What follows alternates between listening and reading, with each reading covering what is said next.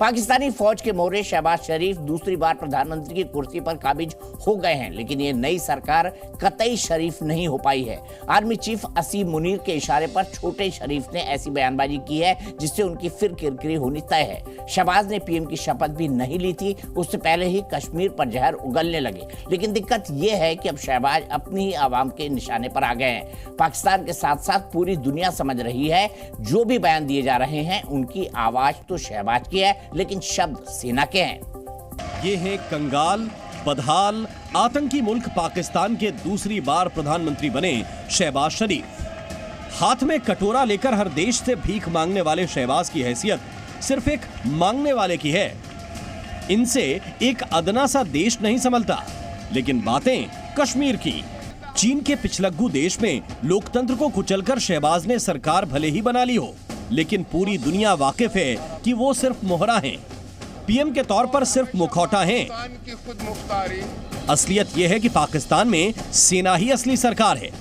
वहां की फौज जैसा हुक्म देती है, उसी के इशारे पर शहबाज हर फैसले को अंजाम देते हैं। पाकिस्तान में सरकार भले ही नहीं हो, लेकिन शरीफ कतई नहीं हुई। इसीलिए शपथ लेने से पहले ही पाक सेना की इस कठपुतली ने कश्मीर पर जहर उगल दिया। आतंकियों का गढ़ पाकिस्तान गले तक कर्ज में डूबा हुआ है। मदद के लिए पूरी दुनिया के सामने हाथ फैला रहा है। बर्बाद होते मुल्क को बचाने के लिए शहबाज के पास कोई रोड मैप नहीं, लिहाजा मुद्दों से भटकाने के लिए कश्मीर पर फिर अनर्गल बयान दिया, वो भी सेना के इशारे पर।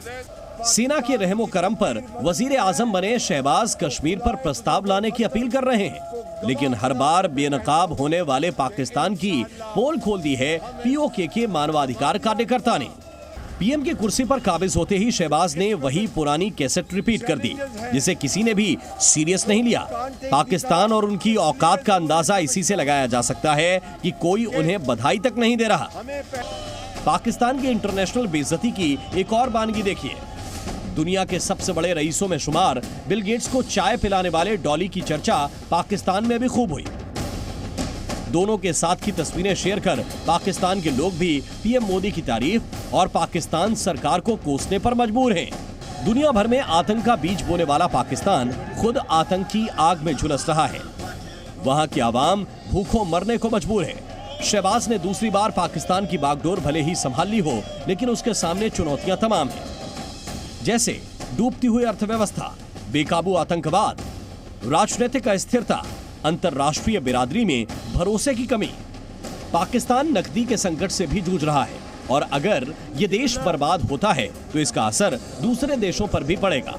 इसकी चिंता अंतर्राष्ट्रीय मुद्रा कोष यानी IMF को भी है, लिहाजा उसने शहबाज की नई सरकार को टैक्स बढ़ाने की सिफारिश की है। IMF ने भोजन, दवा, पेट्रोलियम उत्पादों और स्टेशनरी पर 18% GST लागू करने को कहा है। कर्ज के दलदल में पाकिस्तान फंसता जा रहा है। वहीं दूसरी ओर हिंदुस्तान की पूरी दुनिया में जय जयकार हो रही है। शक्तिशाली देश भी भारत की ओर उम्मीद की नजरों से देख रहे हैं। मुस्लिम देशों से मोदी की दोस्ती की तस्वीरें पाकिस्तान को भी दिख रही हैं। भारत के सामने हर मोर्चे पर नाकाम पाकिस्तान के सामने कोई मुद्दा नहीं। चैलेंजेस हैं। पाकिस्तान के लोग शहबाज से और कोई सवाल न दागें, इसलिए ये नाकाम प्रधानमंत्री कश्मीर का राग अलाप रहा है। अपनी देश की आवाम को वो कश्मीर के बारे में प्रोपेगेंडा डाल के बार बार पॉइजन डालते रहते हैं उनके विचारों में, और वो ये सोचते हैं कि इसके चलते वो अपने देश की अंदर की प्रॉब्लम से डिस्ट्रैक्शन क्रिएट कर देंगे।